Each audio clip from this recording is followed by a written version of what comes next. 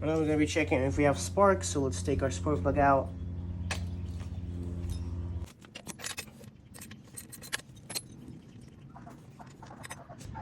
Oh wow, a lot of oil in there. Oh, it's a 2-stroke, so not a big deal. Let's check and see if we have spark. I don't think we do. Switch, so let's see if that's gonna change something.